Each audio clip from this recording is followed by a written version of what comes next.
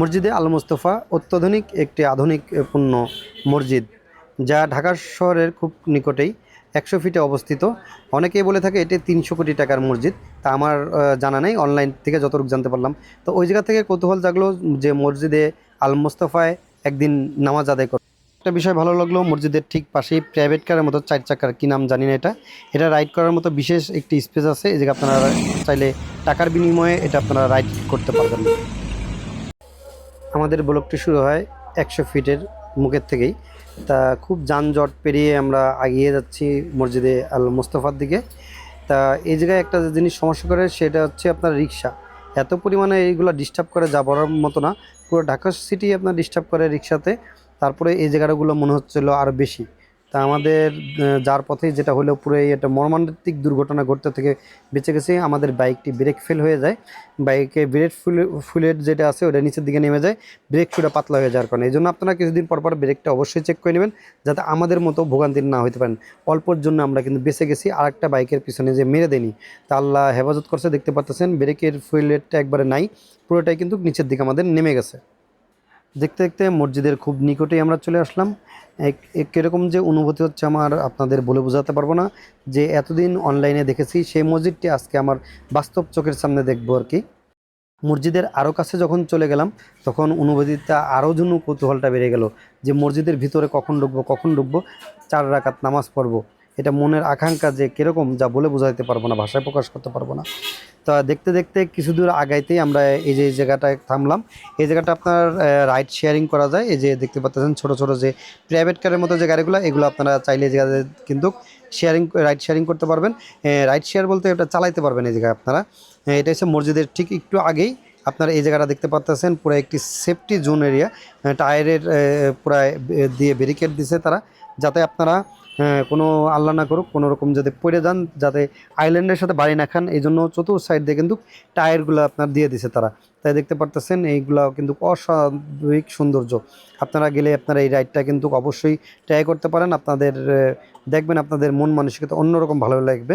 যে ঢাকা শহর যান্ত্রিক ভিতরে থাকতে থাকতে মনটা কিন্তু একটা বোরিং ভাব এসে যায়। তা একটু ইউটার্ন নিয়ে আমরা মসজিদের কাছে আপনার চলে আসছি। এর সামনের দিকে একটি ব্রিজ আছে, ব্রিজ থেকে ইউটার্ন নিয়ে মসজিদের দিকে আপনার কিন্তু আমরা প্রবাহিত হচ্ছি। তা মসজিদটি আসলে আপনার গেটের কাছে যতই যাচ্ছি, আমার যে এত ভালো লাগতেছে, যে এত অনুভূতিটা এত আনন্দময়, যে আল্লাহ কবে কোন সময় ঢুকবো ভিতরে ঢুকে আমি 4 রাকাত নামাজ আদায় করবো। আল্লাহ তুমি আমাকে কবুল করেছো, এই পর্যন্ত আমি আসতে পারছি। তাই দেখতে পাচ্ছেন পার্কিং জোন আছে, কিন্তু বিশাল পার্কিং জোন। এই জায়গায় আপনাদের বাইক প্রাইভেট কার দুইটাই কিন্তু পার্কিং করতে পারবেন, কোনো রকম চার্জ নেই। এটা হচ্ছে ভিতরে অজুখানাটা অত্যন্ত সুন্দর। আর দেখুন এগুলো হচ্ছে জুতা রাখার র্যাক। এই জুতা রাখার র্যাকে কিন্তু আপনারা জুতা রাখতে পারবেন। আর এই দিক দিয়ে সিঁড়ি দিয়ে আপনারা কিন্তু দোতলায় উঠতে পারবেন নামাজ আদায় করার জন্য। এটা হচ্ছে লিফট দিয়ে আপনারা উপরে উঠতে পারবেন। এই দেখতে পারতেছেন এখন দোতলার যে ফ্লোর আছে, ফ্লোরের ভিতরে আমরা আছি। পুরোটা ঘুরে কিন্তু আপনারা দেখতে আসছি। অলরেডি আমরা কিন্তু আসরের জামাতের নামাজ আদায় করে নিয়েছি। আপনারা 3 জন গেছিলাম, আমরা 3 জন মিলে জামাতে নামাজ আদায় করে নিয়েছি। এখন মসজিদটা আমরা পুরোটা কিন্তু ঘুরে দেখতেছি যে মসজিদটা কীরকম লাগে। তাই এটাই আপনাদের মাঝে এখন শেয়ার করতেছি আমরা।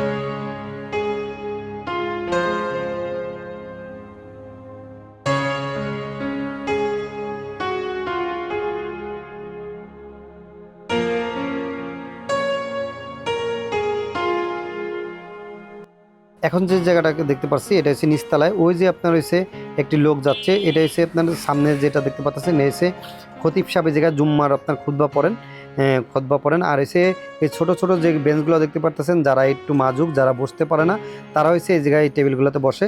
আপনারাও মনে করেন যে এই মসজিদটি টোটাল হয়েছে 1 2 3 4 4তলা মসজিদ। তা আলহামদুলিল্লাহ আমরা দোতলা পর্যন্ত আপনারা গেছি। আর উপরে এই যে গোল গম্বুজ যেটা আছে, ওইটা হয়তো কোনো ঝাড়বাতি ছিল, ওইটা হয়তো আপাতত তারা খুলে রাখছে। তা এটা নিচে দেখতে পাচ্ছেন প্রচুর পরিমাণে লোক, এত পরিমাণে লোক ইফতারি করার জন্য এদিকে আসছে। তা বলার মতো না, পুরা মসজিদে কিন্তু একটু ভরা, কোনো জায়গায় কোনো না মানে খালি নেই। আরও লোক বাইরের দিকে আমরা দেখতে পারতেছিলাম যে দাঁড়ায় রয়েছে। দেখতে পারতেছেন প্রচুর পরিমাণে লাইন, এত পরিমাণে লাইন যা বলার মতো না। ডান দিকে এবং বাম দিকে কয়েকশো লোক আরও বাইরের দিকে আপনার ইফতারি করার জন্য আপনার লাইনে দাঁড়ায় রয়েছেন। তা আমরা মনে করেন যে পরে অনেকক্ষণ পর্যবেক্ষণ করলাম, বাইরে থেকে দাঁড়ায় দেখতে পারতেছেন এই পাশে এবং ওই পাশে দুই সাইড দিয়ে তারা লোক ঢুকাইতেছে। তার কিছু কিছু লোক দেখছি আমরা যে কি করছে, তারা লাইন থেকে মানে ঢুকে যাইতেছিল। এটা আসলে আমাদের জন্য দুঃখজনক, এরকম কেউ করবেন না এই জায়গায় গেলে। তাই এটা এসে পার্কিং জোনটা লাস্ট ঘুরে দেখতেছি আমরা। তাই আজকে আমরা ইফতারি করব না, এটাই সিদ্ধান্ত নিছি। ওই পিছনে দেখতে পারতেছেন যে ওটা হচ্ছে রাসেল ভাই, রাসেল ভাইয়ের সাথে আমরা মূলত তার সাথে আমি গেছিলাম। এই মসজিদটা উনি এর আগে একবার গেছিলেন আর কি। তা পুরো মসজিদটা শেষবারের মতো একটু চারিদিকে আপনার ওই যে ঘুরে দেখতেছিলাম যে মসজিদটা দেখতে কীরকম লাগে। তা অলরেডি আমরা হচ্ছে 100 ফিটের একটু সামনে মসজিদ থেকে আগাই যাই, দেখতে পাচ্ছেন একটি সুন্দর একটি ব্রিজ আর কি। এই ব্রিজটি ধরে আমরা সামনের দিকে আগাইতে থাকি। আসলে ব্রিজটি দেখার পরে মনটি জুড়িয়ে যায়। আপনারা যারা ঢাকার সিটির আশেপাশে আছেন তারা আপনার এই জায়গায় কিন্তু 100 ফিটে যাইতে পারেন। এখন কিন্তু অনেক সুন্দর হয়েছে, রাস্তাঘাট আগের থেকে অনেক ভালো, অনেক ভালো। এখন আপনার হচ্ছে এটা ঘোরার একটি স্পট বলা যায় আর কি। এত সুন্দর যা বলার মতো না। সামনের দিকে আরও গেলে দেখবেন আরও সুন্দর, যতই যাবে ততই আপনাদের মন জুড়িয়ে যাবে। এখন আমরা একটি প্রজেক্টের ভিতরে ঢুকে পড়ছি। সেটা হচ্ছে ব্রিজটা পার হলে আপনার বাম দিকে আপনার ইউটার্ন নেবেন, নেওয়ার পরে আপনারা এরকম একটি সুন্দর প্রজেক্ট দেখতে পারবেন। দেখতে পারতেছেন আপনার কামান আর্মিদের রাখা হয়েছে। আর এটা কিন্তু আপনার ওই যে খুবই একটি গুছানো আপনার শহর, একটি ঢাকার কাছে একবারে অত্যন্ত আমার মানে মনোরম পরিবেশে। আর আপনার যেতে সময় এরকম সুন্দর সুন্দর ব্রিজ দেখবেন। আর ব্রিজের এই বাম পাশে দেখতে পারতেছেন এই যে লাইট জ্বলতেছে, এই লাইটগুলো কিন্তু কিছুক্ষণ পর চেঞ্জ হয়। বিশেষ করে যখন হালকা হালকা সন্ধ্যা হয় তখন এই লাইটগুলো আর কি জ্বালিয়ে দেওয়া হয়। দেখতে পারতেছেন অত্যন্ত মনোরম পরিবেশ আর কি, মনোমুগ্ধকর একটি আপনার জায়গা। এখানে গেলে আপনারা প্রকৃতির ভিতর হারিয়ে যাবেন, অন্যরকম একটি ফিল হবে। আমরা ইফতারি করার জন্য একবারে নীলা মার্কেটের শেষ প্রান্তে চলে যাই। এই জায়গা গেলাম, এই জায়গা খুবই মানুষজন কম ছিল, যাতে ইফতারির যে মুভমেন্টটা এটা অন্যরকম, এটা ফ্রেশ লাগে। লোকজন কম, ক্যাশের মেসের কম, এই জন্য আমরা শেষ প্রান্তের দিকে বেছে নিই। আর এই হোটেলটাও খুব ভালো ছিল, খাবারের মানও তাদের খুব ভালো, তাদের যে কর্মচারী যেগুলো আসলে তাদের ব্যবহার আচারও খুব ভালো।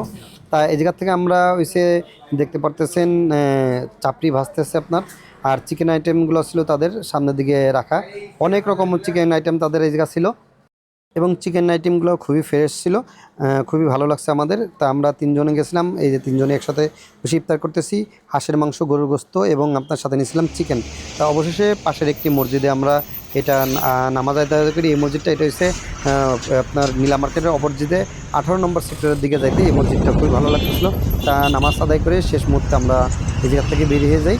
তা এই ছিল আপনার আজকের ব্লগটি। সবাই বাইকার ভাই বোনেরা ভালো থাকবেন, সুস্থ থাকবেন। দেখা হচ্ছে নেক্সট কোনো ব্লগে। আল্লাহ হাফেজ।